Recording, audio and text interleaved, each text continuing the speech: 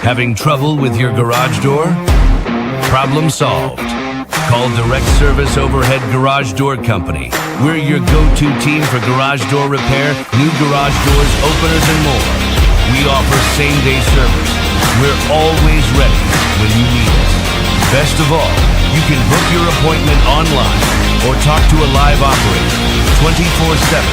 No machines, no waiting. So whether it's a broken spring or a brand new garage door, trust the local experts at Direct Service Garage Doors. Call us today or visit directserviceoverhead.com.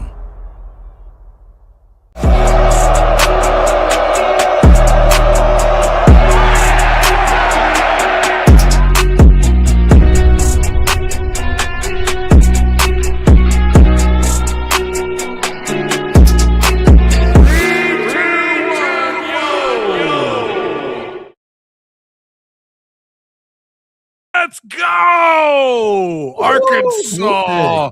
What a win, baby. That's what I'm talking about. Wow. Yes, sir. Man, you guys know what to do. Hit the like, share, hit the subscribe button. If you're new here, make sure you have the notification bell clicked.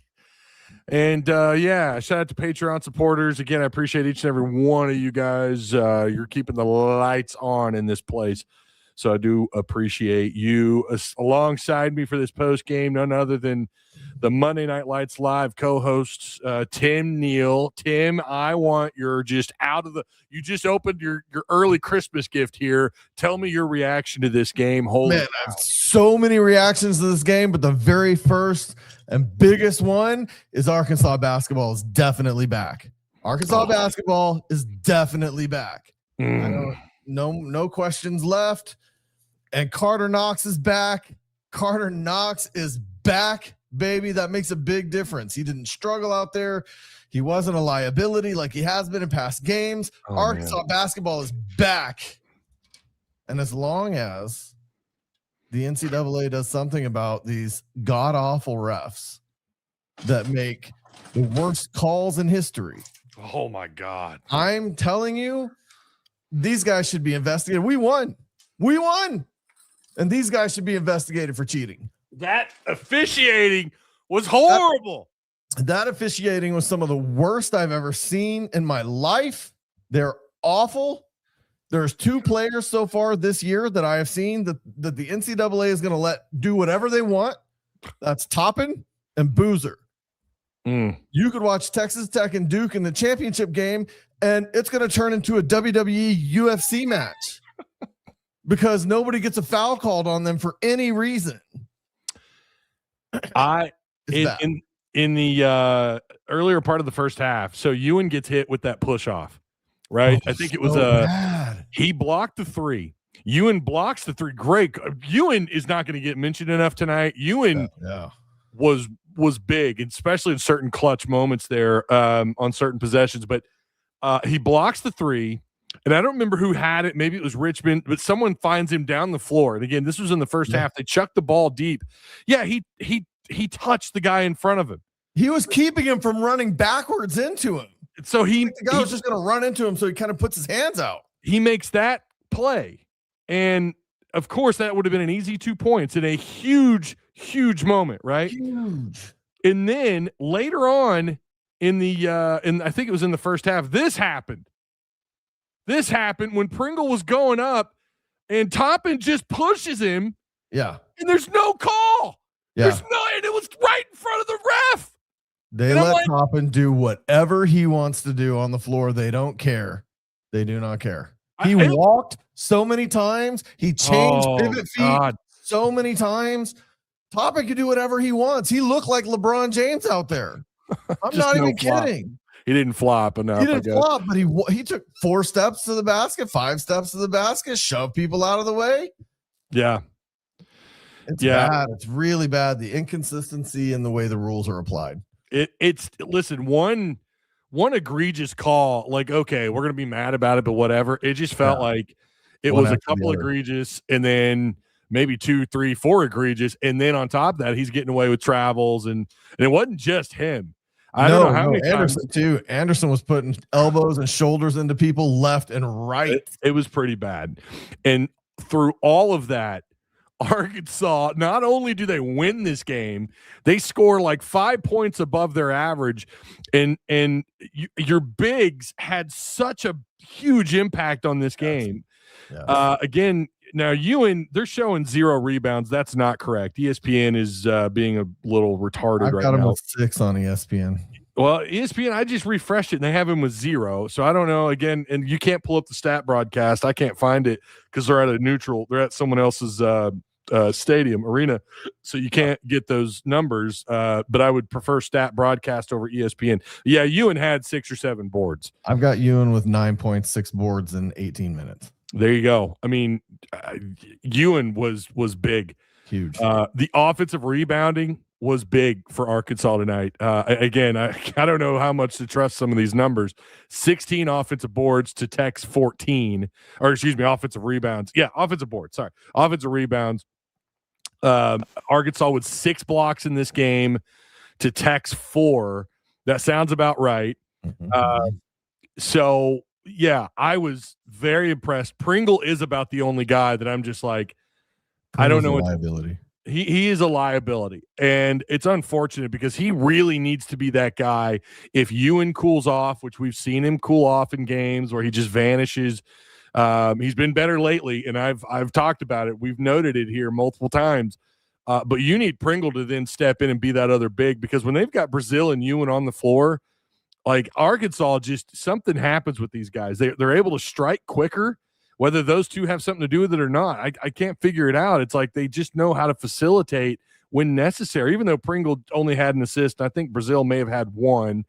But they just, for whatever reason, when those two guys are on the floor, it's like they're able to respond quicker. And I don't know if it's just because in transition they get to their spots faster. I don't know what it is.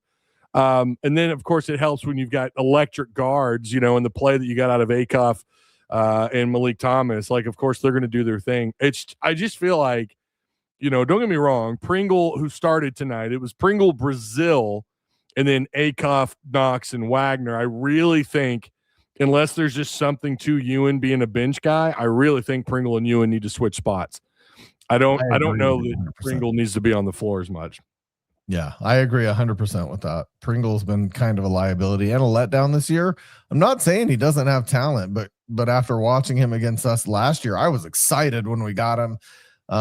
He's not turned out to be what I expected. I hope he picks it up. You know, we saw Carter Knox kind of pick things up in the back half last year. Brazile picked things up in the back half, maybe. Yeah. Maybe Pringle's conference schedule he'll step it up, but right now I would start Ewan over Pringle for sure. So Brazile, let's just call it what it is. Brazile is the majority of the reason why you won this game. Yeah, he dominated, and it was so impressive to see this man not only 4 or 5 outside, 100% at the free throw, at the charity stripe, at the free throw line, 10 boards. Just 2 turnovers with 2 blocks, 3 offensive rebounds, which would be second. Who had the most offensive boards? ESPN is saying 4 by Ewan. I think that's right. But Brazile with a double-double, no doubt in my mind, is going to – where did I put that down? Where is it? Here we go. Post-game gold chain going to Brazile. I'm not even sure it's – like, don't get me wrong. Acuff, and it was so good to see Knox, as you mentioned a minute ago. Brazile gets this chain again. Absolutely. Man. What a game. This is the post-game direct service overhead gold chain here on Tusk Talk with Ty. This sucker is heavy. Totally real gold, by the way. Totally real. No, this is awesome. This was a gift by Travis Ford from Direct Service Overhead, longtime sponsor, the very first sponsor of Tusk Talk, well, back when it was PTN, Pig Trail Network. But Brazile gets this heavy bastard. He gets the post-game gold chain. Go Brazile. You were electric, my friend. It was so nice to see old Brazile. He looked like a first-round pick.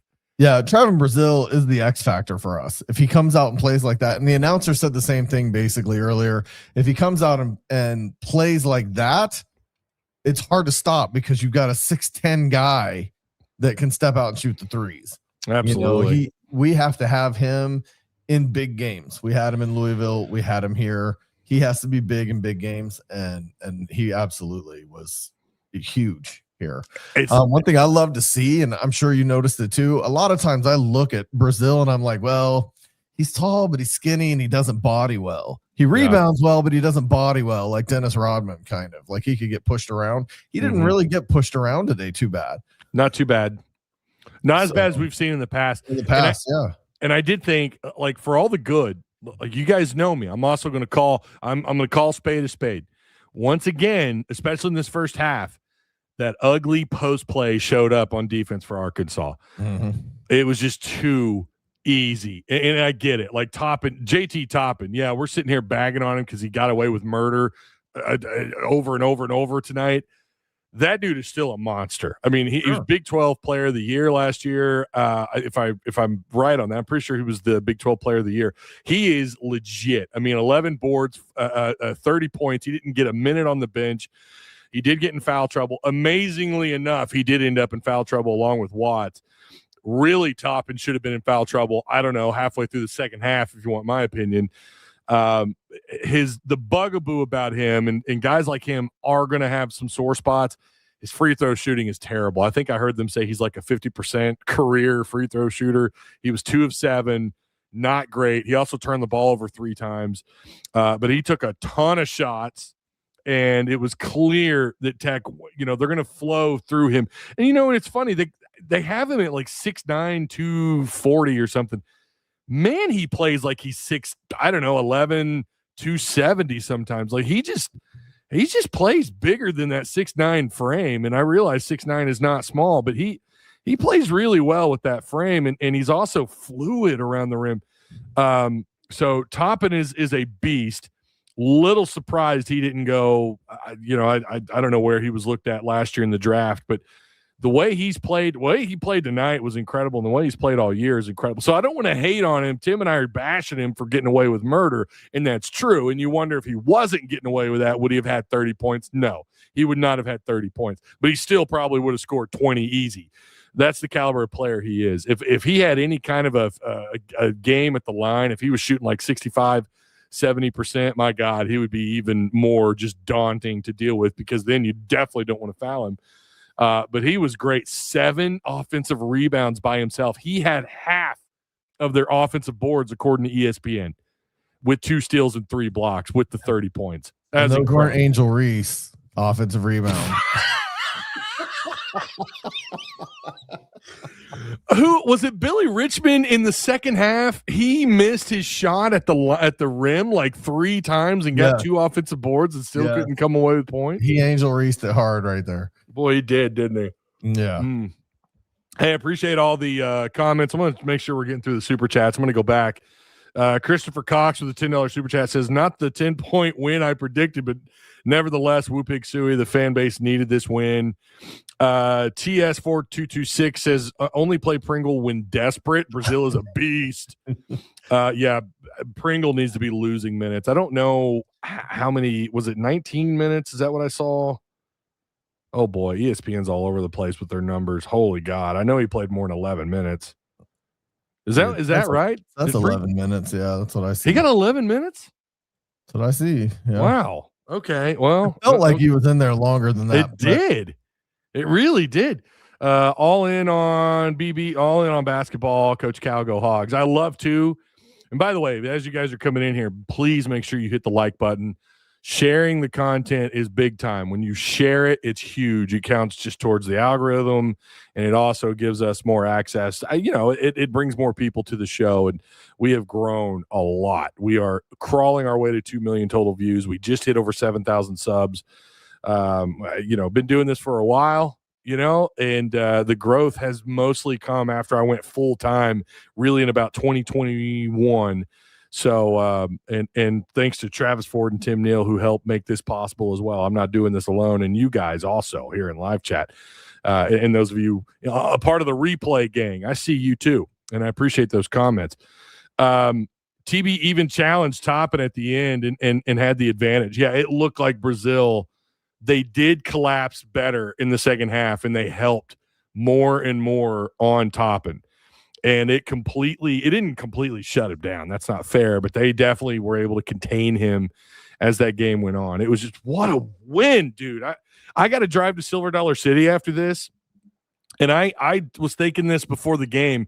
I do not want to be driving to SDC because we're going to go check out the Christmas lights there. I do not want to drive there with a loss, and that just pissing me off, especially after picking them to win this. I think I said 8 or 9 point win for Arkansas. And then to not only, get that wrong, but Arkansas to lose this damn revenge game. This is God dang. Did this feel like an Elite Eight game to you? Like this is the winner of this moves on to the Final Four? I mean, it felt huge. Yeah. Even the announcers were saying how this felt like a second week of the tournament game. Yeah. Start. Like it was tight all the way through. Not even like the Louisville game. We kind of were in control from the beginning of the Louisville game and never really lost control of it. This was tight all the way. Yeah. It was exciting to watch. We never gave up, which even last year was a little bit of an Arkansas staple. If you got down 10, you were getting down 15. And but they did. You remember there were a couple of games last year where they had been trailing by 15, 16 points and were able to fight back. But it's funny. Texas Tech last year, Arkansas was beating them by like what, 15, 16? 16. Yeah. And they came back in that one and won it. And of course, I wasn't able to watch it, on the boat. I was on a cruise, but I was able to catch a lot of it. And it wasn't a game, we were in the casino where they had the game. We had to beg the damn people on the boat to put it on that game. Of course. They wanted to play like tennis or some shit. And we're like, what are you talking about? Do you not see the fact that this boat is like 70% Hog fans in their gear? What are you doing? Come on, Carnival Cruise. We realize you're the Walmart at 1:00 a.m. of all the cruise companies. We get it, but holy shit, put the game on. But watching that, I didn't think it was atrocious officiating like today was. It just felt like Tech, in the end, like both teams wanted it so much. Tech just wanted it a little bit more, and they got those last minute, those last minute loose balls, or the effort was just there more so. Great win, says Ant Phillips, 2X. Tired of Pringle already, but TB is him. Yeah, Pringle is catching a lot of heat. And I just don't know if he does he not know his role? I don't understand, because I'm going to be real. I thought coming into the year, we'd be talking more about Pringle than you, and I did too. Yeah. And it's been the opposite. And hey, at least one of them showing up, and of course Brazil is just him. And I feel like you and I both said this too. Like we expect Brazil to play at this level. We expect him to play at this level. Well, this was year one Brazil.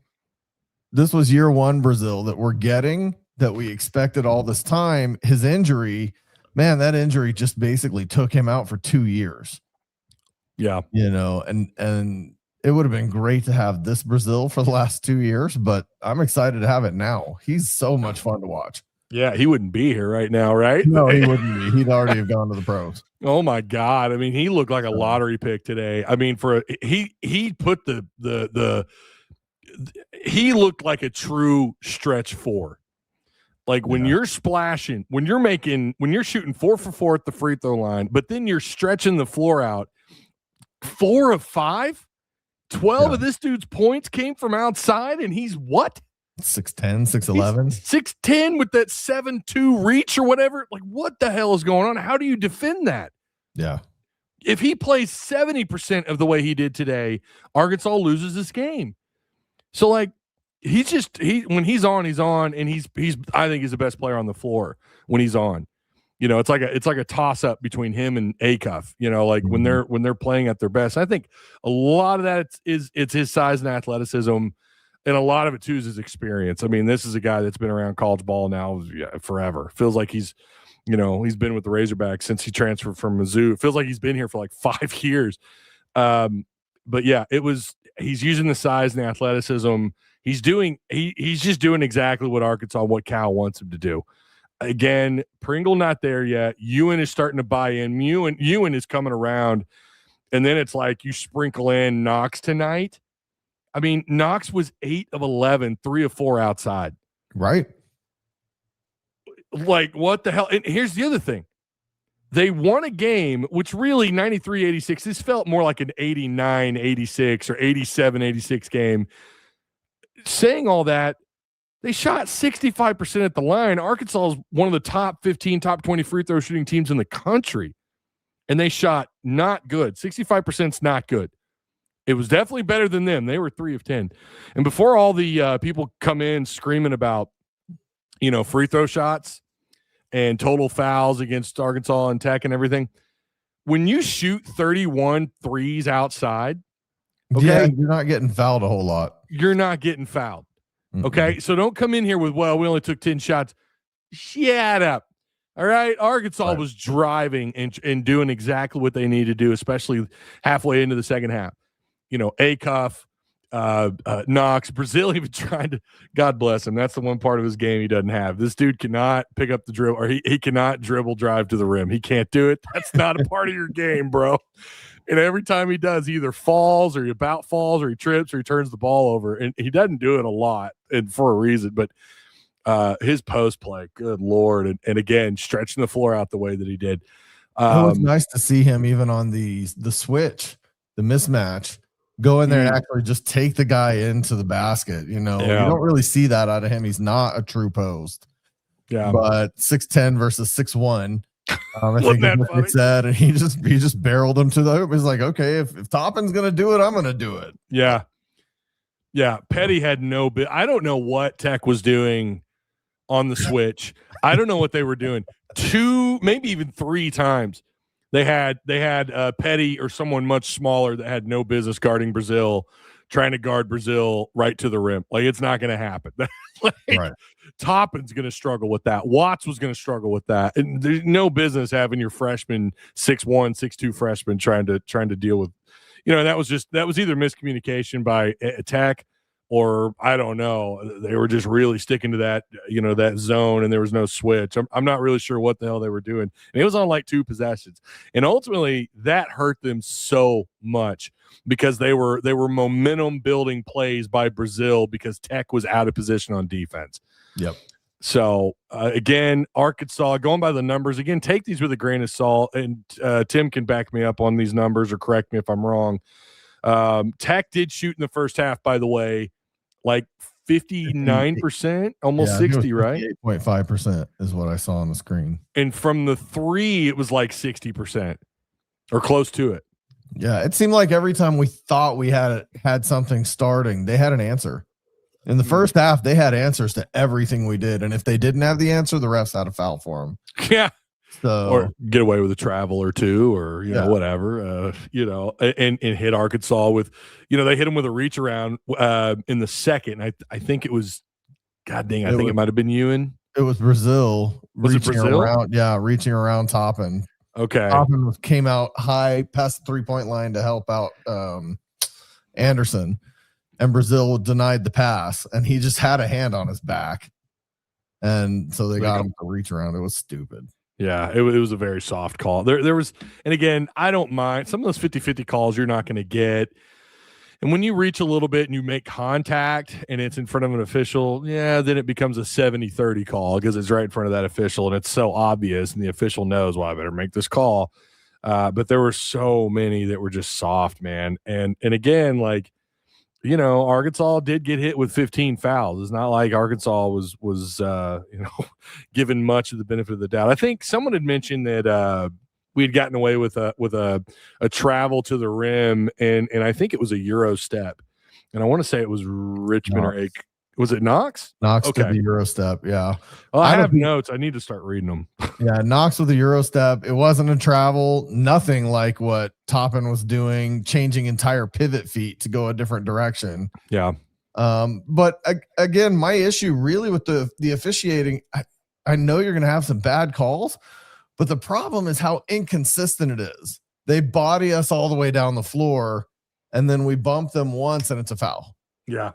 Our guys are getting knocked backwards. We barely touch them. It's a foul. Just be consistent. If you're going to consistently call bad, just call it bad, both ways. I don't care. Yeah. The announcer, when it's bad when an announcer says on the television, sometimes I think the best call is just don't call anything. Yeah. Yeah. Even when the announcer says that means you're doing something wrong, refs. So the first half, about 70% of the game, I was calling this in Discord, the Texas Tech glazing was incredible. Yes. It was on another level. And at one point, the play-by-play says Malik Thomas looked at as a by our own ESPN analyst or whatever is looked at as a back end first round draft pick, and then the color call guy. Sorry, I don't know the technical. I think it's just color commentator says, well, hold on, there's a lot of basketball to play here. Let's just completely shit on Leak. Do you realize there are people saying he could be a lottery pick that are not ESPN people? What are you doing, man? It would be one thing if they were already glazing Arkansas. I'd be like, right. Yeah, cool, I get it. Cool off on the glazing. He caught it. No, man, that whole game, it was just talking about Toppin and how unstoppable he could be and all. They didn't use that exact, the adjectives were different, but, it was just insane to me. I'm like, dude, these are two teams that went toe-to-toe. Arkansas blew a double-digit lead to lose a game where they were the better team, and you're going to sit here and glaze Tech. And by the way, they did mention it. Arkansas has the two best starting freshmen side-by-side in college basketball in Acuff and Thomas. Arguably the two best guards, regardless of class. It's pretty damn good. I mean, the guards are just crazy good with Arkansas. And I love it too, because what happens as this game progresses and they continue to glaze Tech, Arkansas just takes over. You could see the shift. Tech's got a 10-point lead. Arkansas's cutting it away. Then Tech's able to stretch it back out to 8 or 9 points. And Arkansas just continues to cut away, and then they take the lead in the second half. In fact, I've got notes here, actually. Let me read these really quick. Brazile and Acuff didn't score their first points until inside the 7-minute mark. Keep that in mind. Mm-hmm. Neither one of them scored their first points until inside 7 minutes of the first half. Tech got out to a 10-point lead, but Brazile, Acuff, and Knox helped shrink that down to 3 points in a series of 3 steals and breakaway dunks. Tech was not missing shooting at the time of noting this above 60% outside, but Arkansas seemed to always just hang around and return favors quickly on the offensive end. However, Tech shot most of the half on the floor, period, no matter from where, 60%, and were nabbing offensive boards and doing whatever they wanted around the rim, and both of that because officials let them, and just because Arkansas's post rim defense is just awful in that first half. Ewan having a big impact in the game with a clutch rebound and blocked threes. The push-off foul right after he blocked Watt's attempted 3 was incredibly soft. Knox gives Arkansas their first lead with 1:32 to play in the first. After the Hogs battled back on a neutral court, down 10, thanks to better defensive effort by Arkansas around the post, Knox hits an open 3 to give the Hogs their first lead of the game. Again, I have notes about the first half. We already went over what they were shooting. Second half, to start off, Texas Tech's red-hot three-point shooting finally cools off. They missed their first 5 3-point attempts from outside. That does not happen often with Tech. They do not miss 5 straight threes. And it may have been 4, and it could have been 6 as I was trying to note this and watch the game and keep up with Discord. But Tech still led by an average of about 3 to 5 points the first few minutes of the second half. And then Arkansas was obviously able to change things up around the post. Defense got more aggressive, played better on both ends of the floor around the post, and Brazile took the game over along with Knox and Acuff. So it was a back and forth. I did get the feeling in that first half, and you and I said it, I don't remember, we said this before we went live, that was some of the best team basketball we've seen anybody play. Yeah. And Tech was fantastic. And Arkansas still hung around, Tim. They still hung around, and they were able to get their act together. Yeah, that offense, the set half-court offense for Texas Tech is really good about creating openings. Their guys are good about making the extra passes. Yes. We got caught in some screens that we shouldn't have. It looked like we made the adjustment in the second half and didn't get caught in those same screens. But that was great team basketball. No selfishness. I know Anderson shot 11 3-pointers total. Atwell's a 44% 3-point shooter. He shot 40% for the game from 3. But there was no selfishness there. Like sometimes we get in that mode of, man, I've got to get my shot up. I'm on the court for 10 minutes. I got to get my shot up. There was none of that for Tech in the first half. It was pure team basketball, and it was actually beautiful to watch despite the officiating and whatever. If you're just a basketball fan, Texas Tech is fun to watch. Yeah. And the fact that we hung around with them when we weren't playing at our best is great. It really bodes well for conference season. I'm looking forward to the conference. I cannot wait. I'm so and you still got Houston. You still got Houston to deal with, and that's going to be on a neutral floor. I'll admit, huh? Where's that one at? Hold on. I'll look. I got it here. Well, if you want to pull that up real quick. I'll admit I was bitching, but damn, what an awesome revenge W. You know what, Kyle? You're not griping in Discord, and that's good. That's good that you were just keeping it either to yourself or hey, look, we encourage more activity in the main chat and Tusk Talk with Ty Discord. By the way, if you're not there, you need to be there. But I'm proud of you, Kyle. You were not just chugging your Monster energy drinks, throwing in the Alp or whatever it is you probably put in your mouth, whatever pillow you use. I got one right here. Actually, this is what I go with. I'll tell you right now. These rogues, freaking man, you need a little jolt in energy. You're not hanging on the Monsters and punching holes in walls and what Kyle's typically do. You were cool, calm, and collect. I didn't see you say a single thing in Discord. I'm proud of you, my friend, even though I encourage you to keep talking in Discord, though. Other Mike is putting up the Discord link. Yeah, there you go. Try the Patreon link as well. We need to grow Patreon. We need to keep it going. So we're playing Houston. We're both traveling well up into the Northeast to play in Newark, New Jersey. Yeah, that's right. It's Jersey. Yeah. So here's the thing, too, about this game that I love. You proved you could beat a high-quality team away from Bud Walton Arena. Yeah. That was the gripe so far that I kept getting back when I would talk about their win over Louisville. Yeah, well, Ty, I mean, come on, where'd we play them at, right? We haven't played anybody good on the road or, and win, and this was a big one. Tech, even though that second half kind of got out from underneath them because Arkansas's play was just magnificent. Brazil was incredible. Tech is legitimately a Sweet 16, Elite 8 caliber team again this year. And the fact that you were able to beat them away from Bud Walton on, it's a neutral floor. I think people there said it was like, someone said it was 60-40 Hog fans or it's 50-50, whatever. I mean, it was a neutral floor. It was a big neutral floor W for Arkansas. And that's going to help you in all kinds of different ways. Kyle says, love you, brother. Hey, I appreciate that. I appreciate you, Kyle. Smash them Monster drinks. In a early game at that. Go up 2 from that Malik Acuff. I wins the game on a Saturday.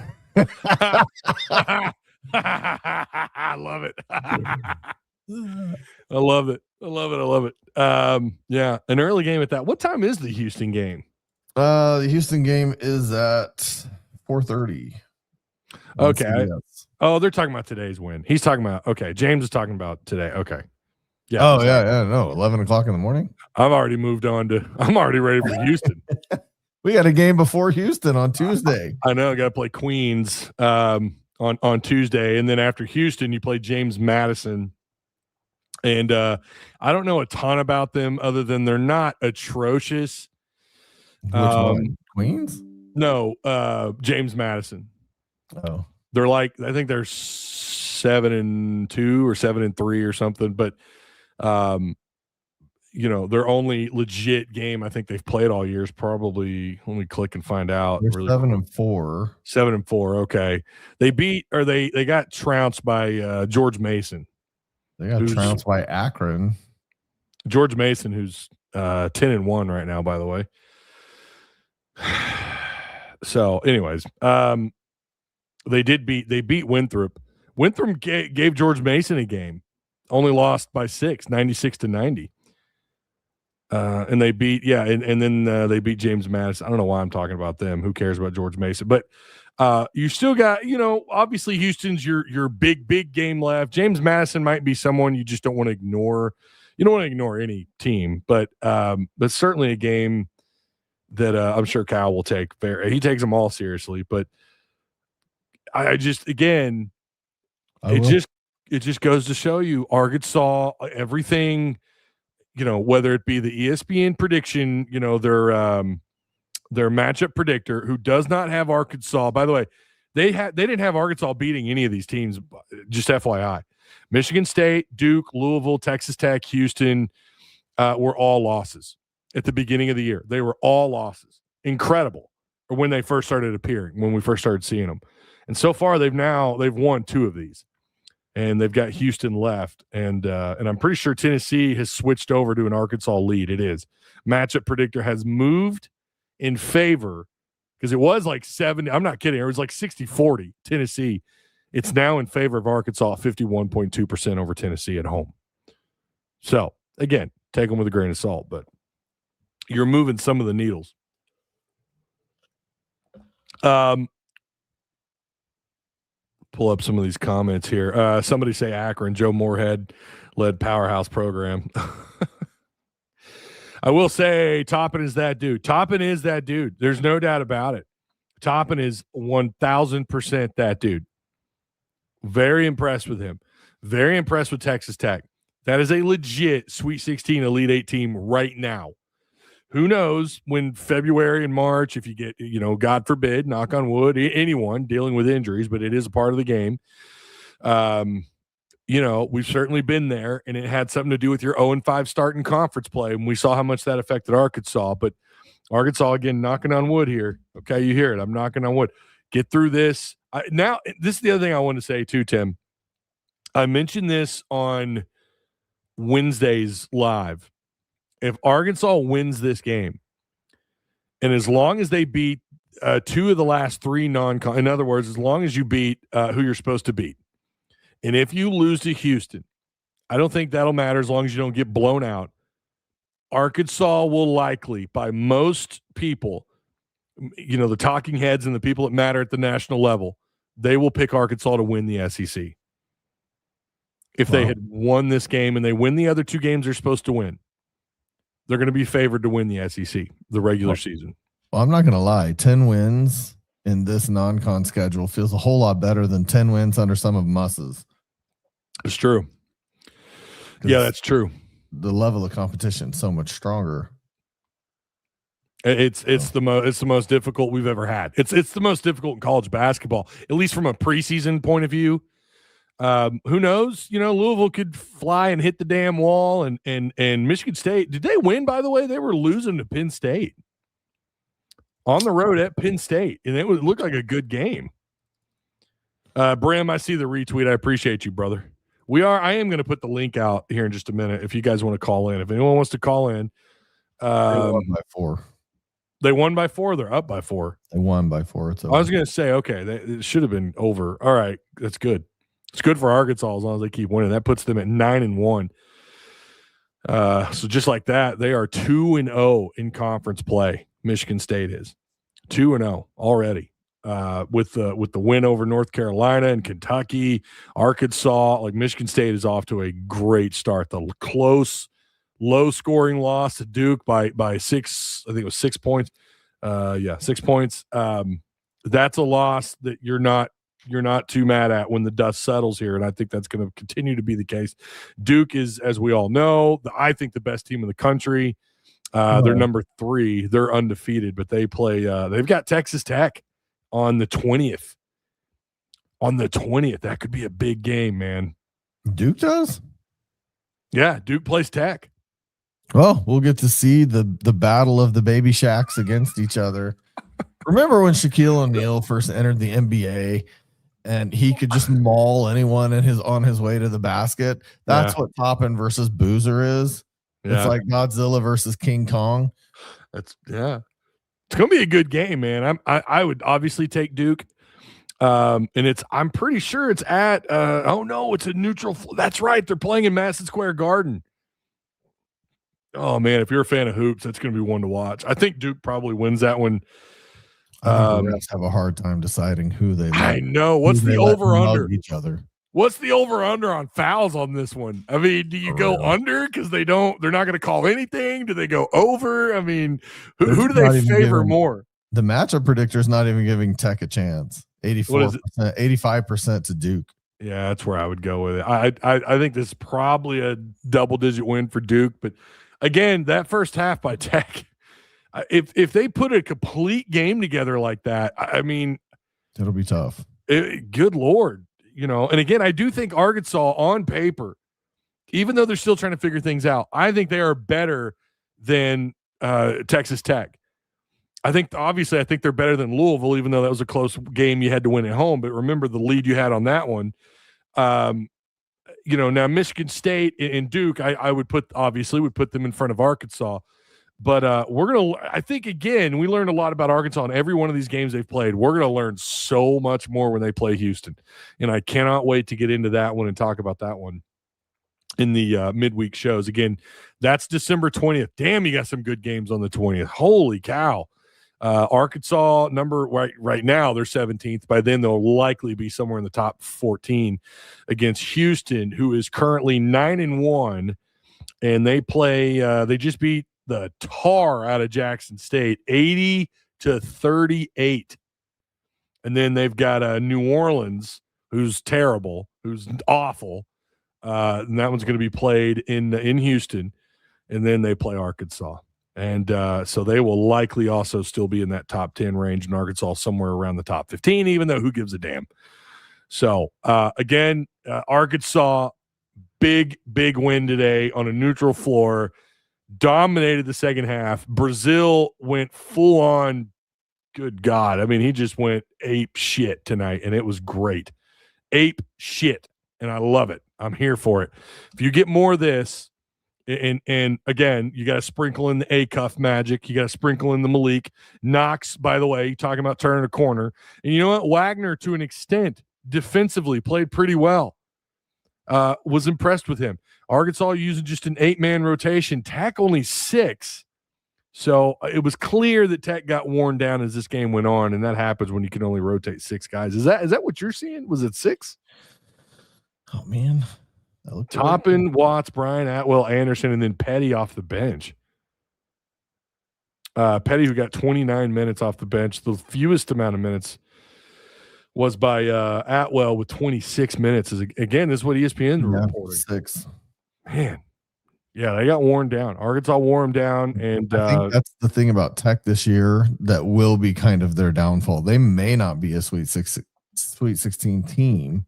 Mm-hmm. I don't know what their injury status is, but they really had 2 guys who scored. Yeah. It's Anderson and Toppin show. And it's been that way all year for Tech. And everybody else is a role player.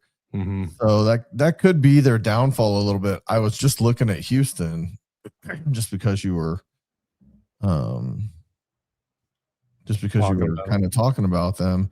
And one of the things on their schedule, they got beat by Tennessee, and they only beat Auburn by 1.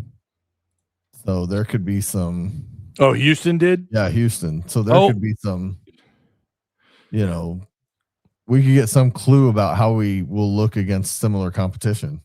I watched them play a little bit against Tennessee, and my takeaway was that Houston led. Well, it was kind of back and forth, if I remember right, in that first half. And Houston got up to like a 10-point lead or something, and it looked like they were going to run away with it. And Tennessee was able to kind of fight back. If I remember right, Nate Ament did not have a good game. Ament played like 20, almost 20. I think right at like 25 minutes. Okay, 24 minutes, 9 points. He was 0 for 4 outside. Had 4 or 5 rebounds. It was not a good game for Ament. 9 points, 8 or 9 points. I know it's single digits. He did have 4 assists, but Tennessee looked a little like shots at first were not falling, and then or at least when I started watching, and they ended up shooting relatively well, like close to 50%, or 42, maybe 42%. But 47. 47. They it was a good game. It was a really good game, and it looked like it might be Houston's to lose, and a little bit of a back and forth there. So Houston did go pretty deep in that game, because I'm pretty sure just watching the amount of switches they were like, they ended up with like a 9 or 10 man rotation, and everyone outside of maybe a couple of players ended up with like double digit minutes. So Houston's got a little bit more. They're going to be a little bit deeper. We're going to get into Houston this week. I mean, this is going to be a big one. I mean, Houston, well, this week, I'm sorry. We probably ought to see Houston. There's a little bit of a gap between now and Houston, right? Yeah, Houston's next Saturday. We have Queens on Tuesday, and then Houston Queens is Tuesday. Yeah. So yeah, we will later on in the week get into Houston. So, all right, we're being asked about Braylon Russell. Love it. Also, what's your thoughts on Braylon Russell coming back? What I want to get your thoughts first. Does this feel like a just really a depth guy, or do you think he could really turn into something? And do you believe he's still going to be here next fall? Why would you bait me with this? If his dad watches this, then I'm in trouble. But I think they only have beef with DJ Williams. But I mean, I guess it's great that he's coming back and not trying to, leave it up to how much money you're going to give me. I think he left a bad taste in my mouth and a lot of fans' mouth last year when it was I'm transferring, I'm not transferring, I'm transferring. I don't know what I'm going to do. Pay me more money. At least that's the way it came across. It's the way it appeared when he took to social media looking for a new manager or something. I remember that. Right. That's the way it came across. I don't know if that's how it really happened, but I guess it feels good that he wants to be here. He did prove against Tennessee he's a capable back. So I guess I'm happy about it for now. Yeah, the thing is it's unfortunate that Washington transferred to Arkansas. I mean, we were hearing in the fall camp or spring camp. That's all I kept getting back. When I was there for what little bit of time I got to watch spring camp, I was being told like, hey, I think Washington might actually be the guy. Or he might be pretty good, but I don't know if he's a starter yet. This is gonna be a battle between him and Braylon Russell. And the first thing I did, I went and looked at all of his PFF deep analytics. I went and looked at his video. And I even said it. And it's funny because, sometimes what gets said here does not get clipped. We don't get clipped and people aren't posting what we say on Twitter and everything. And we need to do a better job about that. But I should have, because the first thing I said through spring camp, the first bit of information I was getting back, literally one of the first things I reported, Washington is so damn fast. This dude could be huge. And I repeated this here multiple times. And I said it in some Discord lives. And I kept being, and then people were, I was getting the feedback from fans. They're like, I don't know, he's coming from this small school. It's probably going to be Russell, or maybe he can contribute. And then the talk became, well, I hope he's what you say he is, Ty. And I'm like, listen, I'm being told this. I'm not at camp. I can't tell you this for certain. But everything I'm getting back is this dude's a monster. He's fast and he runs through tackles. Of course, that's hard to see in any camp because they're not going to bring you to the ground, or they're not supposed to. They don't practice quite like they used to back in the early 2000s or the 90s. But everything I kept being told. And then they started logging the miles per hour runs. And he was like one of the top 4 fastest guys on the team. I mean, I don't remember what his speed was, but it was crazy fast. And then Petrino compared him to Niall Davis. Niall Davis was fast, dude. I mean, he still holds the Kansas City Chiefs record on a 103-yard kick return or something. Might even be an NFL record. I don't know, but he was fast out of high school. I remember him when he was here. Of course, he had to deal with some injuries. When I heard that, when Petrino said that, I was like, all right, I feel like everything we've been told, everything that the people that are reporting back to me, what they're telling me just got validated. And then he goes on and runs for almost 1,100 yards on, not the most carries in the SEC. I don't know where he ended up finishing in terms of carries. So, like, that's what Russell was behind, okay? And it's really hard to get excited about a guy who just keeps getting beat out for the carries, for the workload. I am glad that he's back, and I do think Russell, who's built like from the waist down, homeboy he's got tree trunks for thighs, brother. This dude has got some power, and you mentioned Tennessee. There were certainly some games where, he looked like a 5.5 yard per yard back. and he was going to get those tough yards. In fact, that's what his career average is. He's 5.2 yards a carry. He's got a 75-yard run under his belt. 8 total rushing touchdowns. He had 5 rushing touchdowns this last season.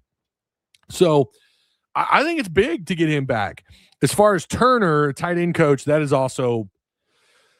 big because you want Jaden Platt back, and maybe that does something to get him to return. I think it's big. The change, the offense just flowed better, and I realized that was under Petrino, but the offense flowed better when the tight ends were involved. And Rohan Jones, 519 yards off 19 catches. Are you kidding me? Dude, for a tight end to average 27 yards per reception with 4 touchdowns, Rohan Jones is going to get an opportunity one way or another to play in the NFL. And Turner, you got to give Turner some credit here. I don't know if that was a Petrino find or if Turner found him. Needless to say, the tight ends, Platt had 21 catches, almost 300 yards, 2 touchdowns. The tight ends were so much better his second year as the tight end coach, Tim. I think it is big to get him back, especially if you want to get a guy like Jaden Platt back. I think so too. Everything you just said, I agree with. So, Jerome Bettis. Say what? I don't have anything to add. I'm excited about it. You had to get. I think fans wanted one of those guys back. If it wasn't going to be the offensive line coach, then they wanted the tight end coach back because those were 2 areas that definitely saw the most growth from last year to this year. Yeah. Yeah. Scrolling up here, I know everyone is sad to see Scott Fountain go. No. I'm going to be there when he boards his plane. Bye. Let's not say things like that again. That video you sent the other day in Which our one? private chat? The guy says the ignorant stuff that he says, and then the redheaded guy with the beer is like, no. No. Yeah. Should have kept the offensive line coach. Again, this is probably a scheme thing. Okay, when a coach like this comes in, like Ryan Silverfield, in one way, listen, from a fan perspective, it's easy to go, well, okay, but the offensive line was great. The play, maybe not great, but it was really good. It was improved significantly, wildly improved. And yeah, we want that back, and I get that. But then you also have to understand it from the coach's standpoint. He might have a certain way he wants to build this roster. And that's something else I want to try and dig into this offseason. I heard in his he has an interview with Courtney Mims. I highly recommend. Shout out to Courtney Mims. She has an interview with him. It's not even half an hour long. I haven't had a chance to finish it. In fact, I'm taking the headphones to Silver Dollar City, and I'm going to listen to that interview, try and finish it. But he did mention something about how he's going to build the offense around the personnel. So, and that, of course, he's bringing the coordinator with him, and he's bringing pieces back from Memphis with him. So I imagine it's going to be like what they ran last year or this last season. But it kind of makes you wonder, you and I sat here and talked about, well, KJ Jackson's not going to fit this offense, or it's going to be a different, not that he won't, but it's going to be a different offense. I don't even know what to expect if this is kind of what he's doing with the playbook. Like what are we looking at here? And I know he's also mentioned he doesn't run the pistol as much, or because that's what we did here under Petrino, running the pistol offense. I don't know what to expect from him, and I don't know if that's a bad thing. It's just I guess it's going to keep everybody on their toes. But yeah, going back to KJ Jackson coming back, Braylon Russell, are they going to be balanced on offense, or is he going to try and run more of a downhill offense? Acuff and Brazil have been our MVPs this season by a pretty good margin. Well, Malik has had some games this year where he was certainly one of the better players. Also, Acuff is starting to run away with the SEC Freshman of the Year already. That's hard to argue with. If you look at pure scoring, I think the Acuff Brazil thing is more true. Mm-hmm. But if you look at all around play, I will maintain that Acuff is the best scorer and a great point guard. Yeah. But when you look at the stats for Malik Thomas, he seems to be the more complete player game in and game out. And today he didn't have his best game ever, but he tends to lead in rebounds, assists, steals, and then he's our number 2 scorer. He's a very, very complete player. Akef is a leader, a better scorer, and he pulled together a triple double, I guess. But I mean, they're definitely good things, right? He had a triple double? Did I not? Not today. Oh, I was like, wait a minute. Earlier in the season. I feel like he had a 15, 10, and 10 game. I may be wrong. I know he had a game where he did have a double-double with assist, which is so hard to do. It was one of the hardest things to do, even for a point guard, even for a really good point guard, to have 10 assists with double-digit scoring. And he did have one of those. He had 4 or 6 at the line, 2 of 5 outside. By the way, I had no problem with any of the threes that he launched. I had no issue. Like, there wasn't very many threes today. And of course, he shot 10 of 19. We didn't even get into that part of it. And I know we started talking about football, but Acuff is, I would argue he is the freshman of the year right now in the SEC. I think Leak, like you say, didn't have his best game. And yet he still was perfect at the free throw line. He still knocked down a 3. He still had 8 points like this. And he was also just 2 of 8. Just 2 of 8. Like, it's not like he took 14, 15 shots. Yeah. You know, he didn't drive a ton.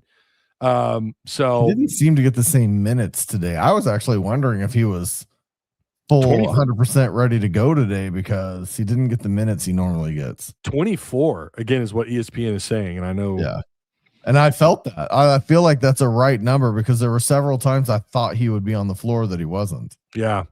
I kind of thought that too. And again, I'm surprised. I felt like Pringle played 25 minutes tonight. It really did. It felt like he was, maybe because I was kind of really focusing on him, and then, it just feels longer. It's kind of like watching the clock go by, and when you actually watch the clock, 5 minutes feels like 30 minutes. But there were certainly some guys that did not play good ball. And that's the other crazy thing about this.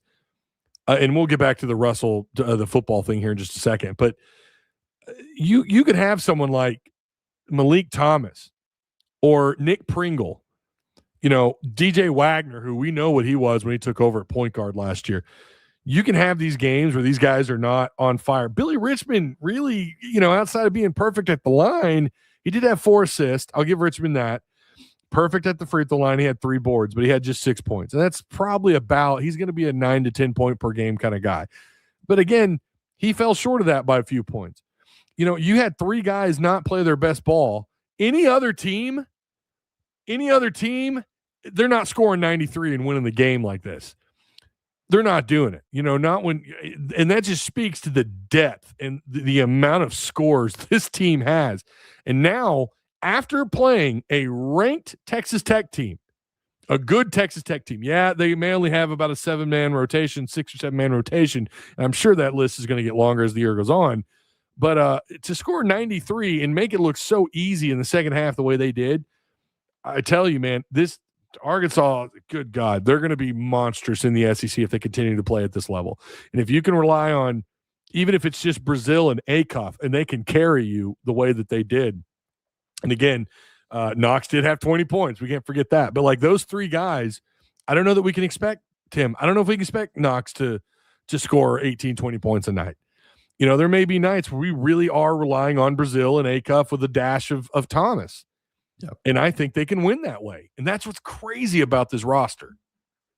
So I'm excited, man. I'm ready for that Houston game. I'm ready for SEC play. Anyways, getting back really quick to Braylon Russell. We'll close out the Russell thing like this. I'm not going to say I'm like, oh, okay, whatever. Is he a depth chart piece? He could be. I just wonder, because he only had 55 carries last year. Had 55 carries. He has 122 career carries as a Razorback. And like Tim said, we know there's been something kind of, with his dad and, some of the things that have been said on social media. And then there was the beef between him and DJ Williams and the video that his dad put out there. That's probably more surprising to me that he is coming back because of all this other stuff. But I guess with the new guy, new head coach, I'm sure there was a flow of cash. I'm sure they probably upped his NIL. And maybe he's making a promise to him, like, you're going to be my feature back. So I don't know. You wonder about that. And is that really, and if that is the case, are you comfortable with Braylon Russell being your feature back? Well, Are you comfortable with him getting 15 to 20 carries a game? So you add into that getting Hodges. Don't forget we got Hodges. Yeah. And Four-star back. Yeah. And now there's a little bit of talk about possibly picking up Baxter from Texas.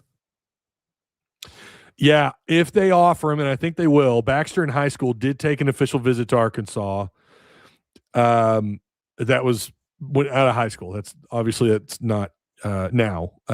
There was interest. I don't know. I've terrible memory about his recruiting. I remember him, and it was an unofficial visit, by the way. His visit here was not an OV. Right. It was an unofficial visit. I'm assuming it went well. What I was told was, but whatever. He ended up going to Texas, but we'll see. If you look at his numbers, they're not great. And that's at Texas. But who knows? Who knows the situation there? Maybe he was dealing with an injury that we don't know about or whatever, or he was dealing with a quarterback who sucked so they could line up and stop the run. Yeah.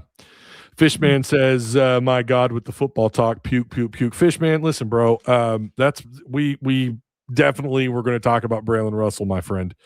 So, I mean, I don't know. You can leave if you want. You can go ahead and scrape with the rest of them. I hate those comments.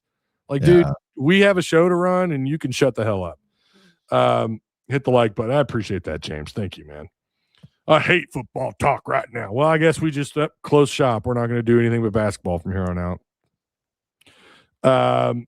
Jonathan Brewer, thank you. Well, you're welcome. I think it's just because we're two gorgeous big guys on the screen. Yeah, that's what it is. Or he's agreeing that we can tell Fishman to shut the hell up. Maybe that's what it was. Or he's happy he can watch us and the Florida game at the same time. Yeah, right. Yeah, that's right. Florida's on behind you. 14-13. Well, Florida's got some issues themselves. They've got some problems. They've got some issues. Wagner may not do much offensively, but defense has been electric. Yeah, I mentioned that earlier. His defense is good, and that's why he's getting the minutes. I was having this conversation with a friend of mine who last year did not like Wagner until the infamous Boogie Flan flip. And so all of a sudden the talk became more, okay, Wagner's the guy. So, but now he's, now we need to pull Wagner and all this. And I'm like, bro, what are you talking about? His defense is keeping him on the floor. I mean, Wagner's defense, he sticks to his guy. And that is the other thing about today that kind of was wild, was there were several open looks by Texas Tech, but it never seemed like it was Wagner's guy. And I'm sure someone shook him a couple of times, or they were able to create their own shot with Wagner defending. But for the most part this year, Wagner's been fantastic on defense. The floor shook him once. Say what? The floor shook him once. Yeah, and he lost his shoe. Was that him that lost his shoe in the? I didn't see him lose his shoe, but someone did. He's covering Anderson and slid. Oh yeah, that's right. Yeah, couldn't help that. Yeah. So, yeah, I very impressed with Wagner defensively. You really should only create a basketball only. That's suicide, man. To start another channel after trying to build this one. No, I'm not going to be doing that. Can't wait to see us play Florida, Ty. Well, you got to go there. And I don't think Arkansas's history playing, I could be wrong. I think they've lost I want to say like 4. So I saw this somewhere. They've lost and I could be getting them mixed up with someone else. I'll just say this. I don't think your history, no matter the damn sport, going down to Florida has rarely does that end up being well. The only time you've ever beaten Florida in football was in the state of Arkansas, and you've played down in Gainesville plenty. And you've never won down there. And it seems like basketball suffers kind of the same fate. I don't know why. That is for a while, that was the longest travel for any SEC team was going from Fayetteville to Gainesville. It's no longer the case since you added the Texas schools and Oklahoma. But yeah, Queens is next on the 16th. I hate 8 p.m. tip-offs. Unfortunately, we have a bunch of them. And midweek.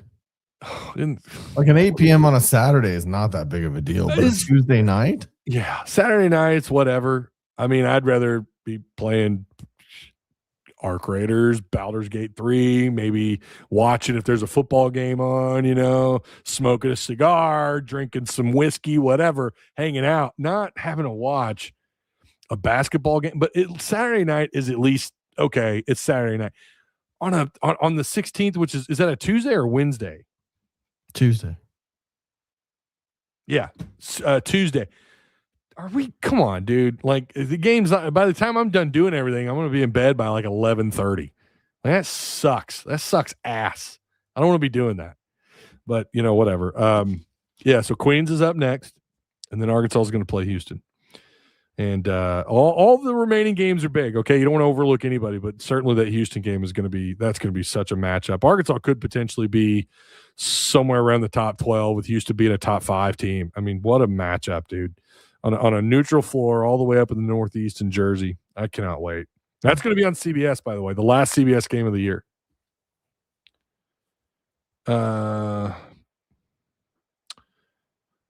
Won at Florida in 23. Yeah, I know we've won there once, but like, look at the overall record there. I don't think it's good for basketball. I mean, even historically, the SEC favors home teams. There's a lot of home cooking in SEC basketball games.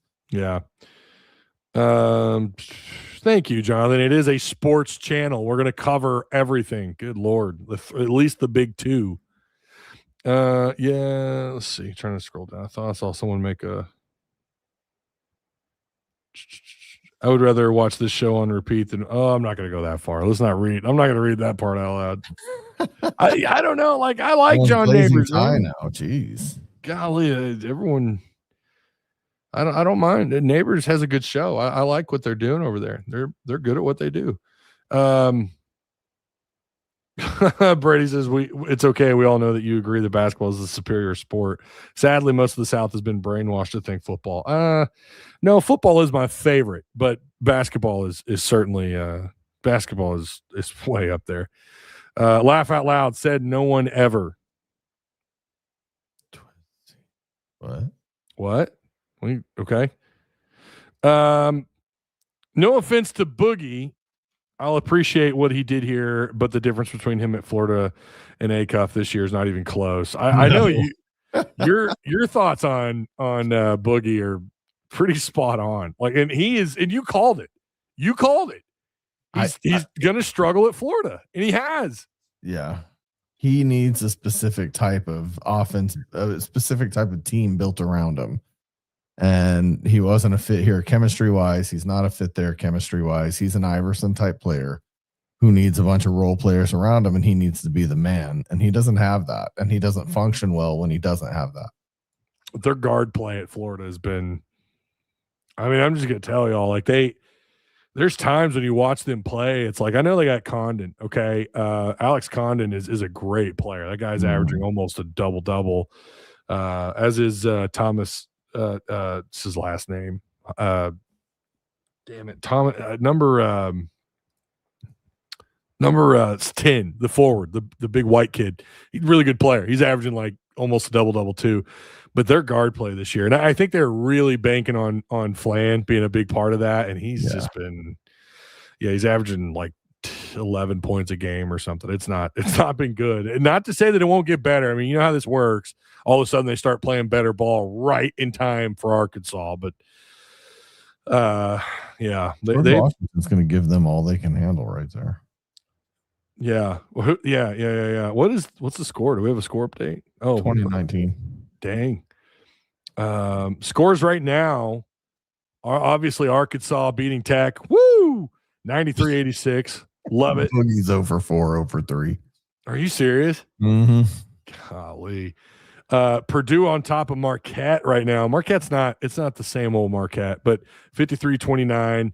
North Carolina is kind of struggling a little bit with South Carolina upstate. Not a good team. They were up just by a little bit. Now they're up 10. They're up 10. Yeah. George Washington is leading Florida 20-19. Houston's up 12 on New Orleans, 18-6. We do get a not good Memphis team playing Louisville, Nebraska, Illinois. That ought to be a good one. That's a couple of 1-0 Big Ten teams, both ranked. Auburn and Chattanooga. I thought there was one more really good game. Arizona, Alabama's today. That's number 12. right. And actually Gonzaga, UCLA's today too, I think. Yeah. Oh, that's a late one too, 10:30. Good Lord. Yeah. That should be a couple of good games though. Damn, there's some good games today. Mm-hmm. Wow. UCLA and the Zags, Bama and Arizona. Maryland, I thought would be better. I really did not think Maryland would be. I mean, they are 6-4, and there's a lot of year left to play, but they've got Michigan. At the beginning of the year, I thought that would be a good game. Vanderbilt's going to play Central Arkansas at 5:30. Kansas and NC State might be a pretty good game. They're both 7-3. Yeah. And NC State is unbeaten at home. So that could be a good one. That's at 4:30. Nebraska, Illinois. Good Lord. Great games today. Man, this is why I love hoops, dude. I love basketball. Go read Fish's super chat. He's whining. Oh, I'm sorry, Fish. Let me read it. I've gone from thinking Link was the alpha to now knowing Acuff is the lead dog. We have a really fun team this year. When you have a couple of outstanding freshmen like that, a couple of outstanding guards mixed in with what Arkansas had from a year ago with Brazil, and listen, we got to wait on DJ, but then you've also got Billy Rich in there. Like, good Lord. I mean, it's just. What's that? Hats off to Billy Richmond. He didn't shoulder check anybody or throat punch anybody today. Yeah. He actually kept us cool. Yeah, he did. Justice for Fish. Yeah. Yeah, justice for Fish. All right, let's give the link here really quick. We've got a little bit of time. If you guys want to call in, maybe Fish can call in and tell us to shut up.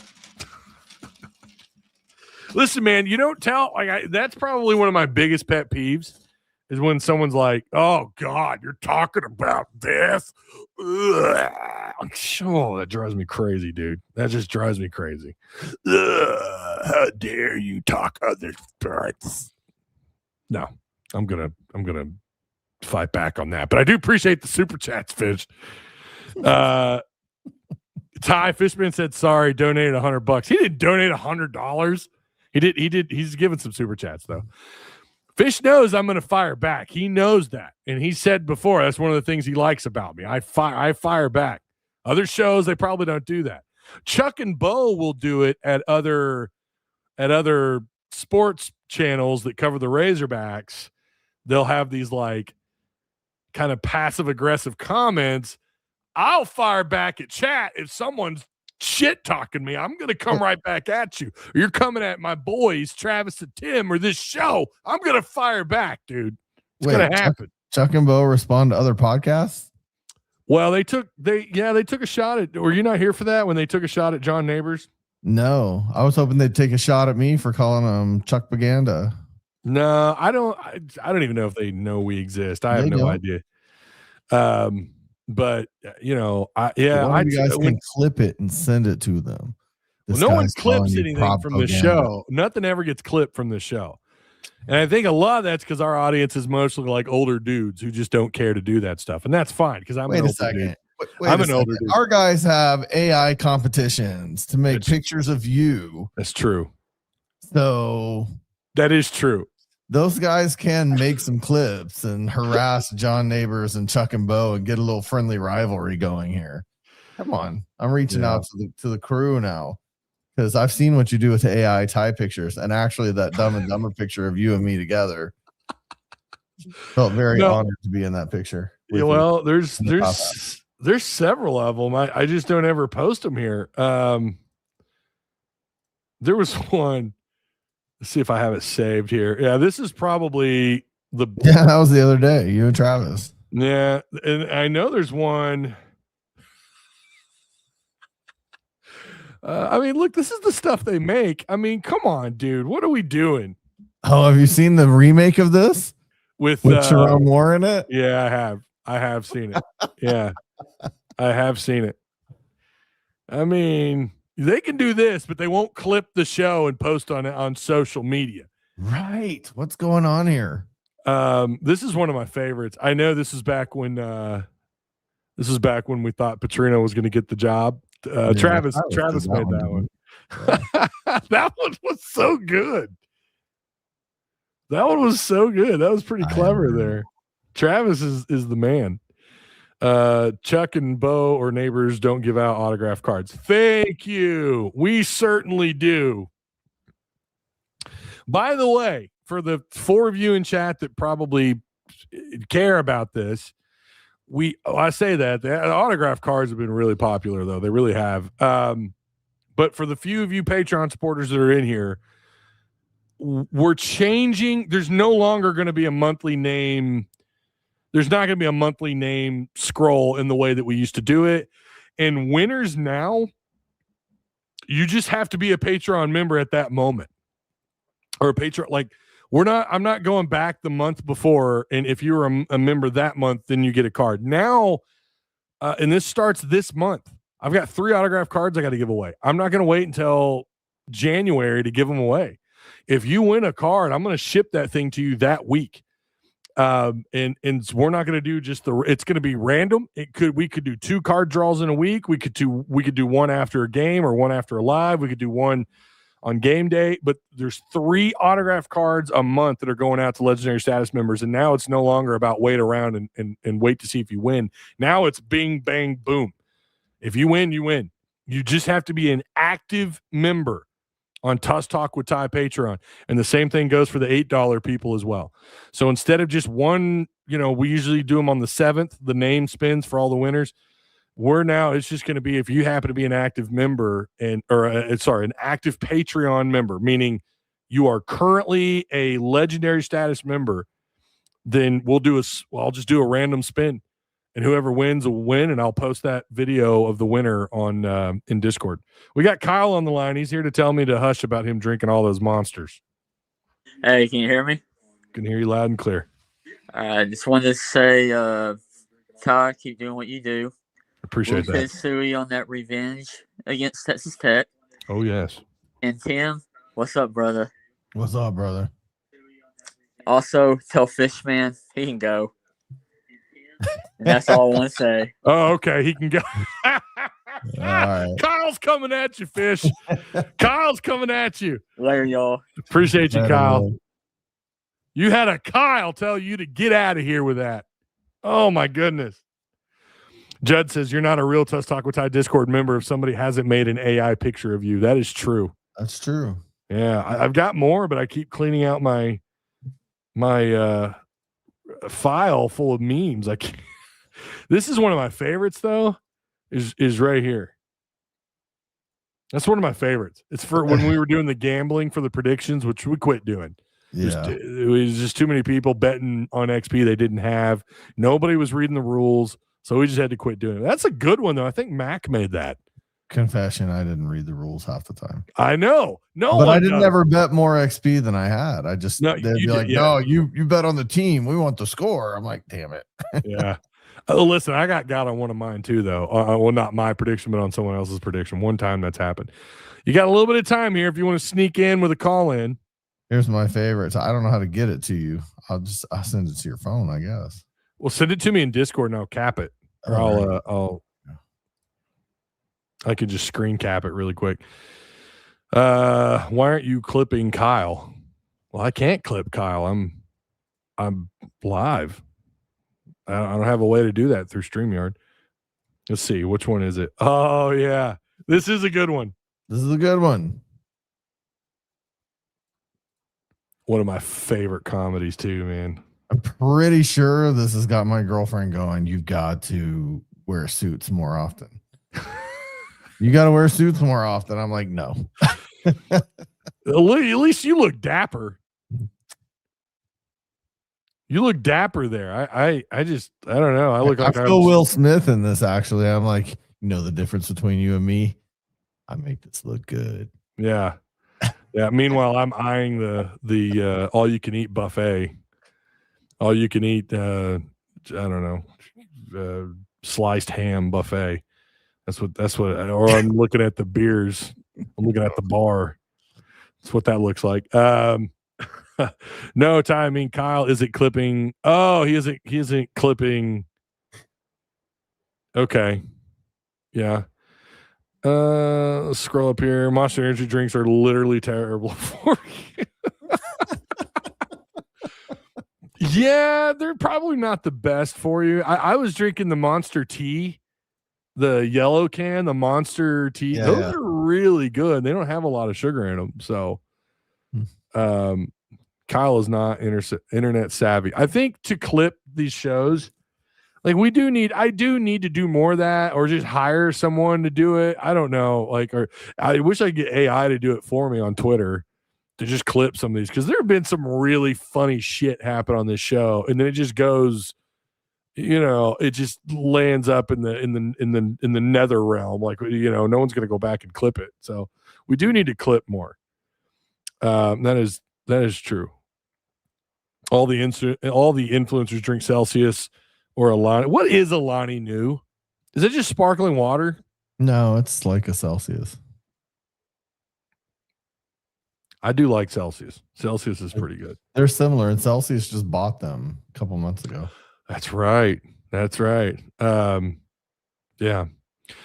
Shout out, of course, to Direct Service Overhead, the Garage Door Company. Same day services, quality parts, affordable outcomes, better than the best at what they do. There is no one like Direct Service Overhead, especially in Central Arkansas, where you can give them a call at 501-244-3667. Again, that's Direct Service Overhead, the Garage Door Company. I asked Travis, I asked you guys who's coming on for the post game, because I remembered you had said you were probably free, and I thought, yeah, that'd be cool to have one of them on, maybe both of them. I knew I couldn't get both of you, but Travis didn't even respond, bro. Didn't even respond. He's probably 2 6-packs deep by the time the game started. So, well, he wasn't talking to us. Normally, when he drinks, he's either shit talking in Discord or he's shit talking in our chat. And he wouldn't do it either. He might just be busy. But again, Direct Service Overhead, free estimates, quality parts, affordable outcomes, better than the rest. Again, give them a call. They're in Central Arkansas, 1,000+ 5-star reviews. They are the best at what they do. Give them a call if you're having some garage door problems. They'll even come at the end of the night when you're getting home at 5 or 6 o'clock and you're having garage door issues. They'll be there. Just give them a call. You can check out the link that will be provided for you after the show. Bo has no room to talk. Anyone? Oh, he's saying to talk shit. I don't know that he's shit talking. He just that passive aggressive thing he did towards John Neighbors just felt out of pocket. What are you doing? Why do that? Listen, if you're gonna have fun with it, that's something different entirely. If you're gonna have a little fun with it, I'm all about poking fun and picking on each other. I pick on people like the rivalry with Bobby Bones. He opened his mouth one time, and I'm never letting it die. The rivalry between us and Bobby Bones will go with me to my grave. I think that's one-sided. I think he took a shot. That's it. That was one side. His one side took a shot. But I mean, again, like Chuck and Bo, I don't think he even knows we exist. I think he saw that Twitter and then just looked at our numbers. Why he went that far, I don't know. That was weird. But then didn't even bother to when there's clap back, he's not ever clapped back. You've definitely tagged him on Twitter a time or two, and he's not. So I don't think he even knows we exist, and that's fine. We're a blue collar show. I get it, man. I smoke cigars, drink, and have a good time. That's fine. We're blue collar. I'm perfectly fine being that. We swear, we say what's on our mind. We're going to tell you what we think. We're going to tell you to take off your hog glasses every once in a while to look at it from the outsider's perspective. But also, there's nothing wrong with being a homer now and then either. I mean, you're either a fan or you're not. So I think the age and how many you drink. Oh, talking about the energy drinks. Yeah. I was drinking one a day of those Monster teas. I don't drink Red Bulls. I don't drink Monster, the energy drinks. I drink these Ninja Thirst the water sodas. And that's what I usually have in my cup. I try not to drink regular soda. I try to drink the zero sugar stuff. I try. So, yeah. So we will be back on Monday. We're going to catch up on some more stuff. I'm assuming again, it'll probably be myself and Tim. Don't know about Travis's availability next week. Would love to have him back on, and we might try and bring a guest on next week as well. That's kind of on my list of things to do. I had a Patreon video in mind, and yeah, I'm kind of changed my mind about what I want to talk about. So I usually try to get one of those. My goal is one a week. So I'm going to try and get something out this next week. Things are about to get a little crazy, especially with the end of the school semester. We're about to head into Christmas break. The lives will probably change some of the times. The availability around Christmas is probably, listen, obviously we do this. We love doing it, but we don't have like a full dedicated staff of like 2 or 3 guys to help keep the show going through Christmas. So we'll probably have to take a little bit of a break there. I know I will. I'll take a break for a little bit, hang out with the family, celebrate Christmas and all that. But yeah, we've got a little bit before that, right? We got to get through these next 2 games, the 3 games. Transfer portal will open up January 2nd. You bet your ass we're going to be all over that. So really, really excited about how we're finishing out the year. Lot to brag on here at Tusk Talk. Really, lot to brag on. Discord isn't where I'd like it to be. Traffic is just kind of hit or miss, but YouTube is definitely where I like. It's we've done great, and that's been help with Travis and Tim, you guys retweeting the shows, being active here, and I want you to know I appreciate it. Sorry, I'm not talking sports here for a minute. Please forgive me, Fishman. I hope if you're still in here, you'll forgive me not talking nonstop sports. But this year has been great, and can't wait to finish it out and then focus on 2026. 2025 for this channel was incredible. So we're knocking on the door of 2 million views. That's really hard to get to, but we're working on it, man. And the work is there. Maybe you guys will consider joining Patreon if you haven't already. I know we've had some people drop some tiers. Maybe we can get some people to come back up to the $8, the legendary status. Again, it really helps out with the channel. So again, shout out to Direct Service Overhead, the Garage Door Company, you guys, Patreon supporters, and of course, the co-host here, Tim Neal. Tim, I appreciate you, brother. Appreciate you, man. I love doing this. It's a lot of fun. And it's even more fun when you guys are here, when you and Travis are here. It's so much fun. So, all right. We'll be back on Monday. You guys have a good rest of your weekend. Enjoy this dub. Oh, my God. It feels so good because it could be worse. It could be a lot worse. It could be. Coming on this channel.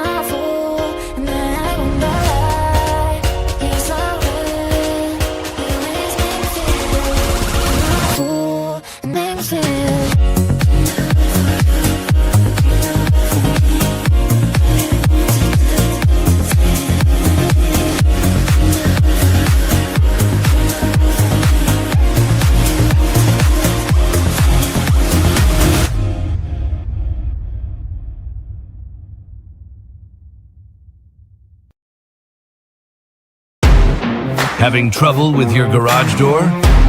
Problem solved. Call Direct Service Overhead Garage Door Company. We're your go-to team for garage door repair, new garage doors, openers, and more. We offer same-day service. We're always ready when you need us. Best of all, you can book your appointment online or talk to a live operator 24/7.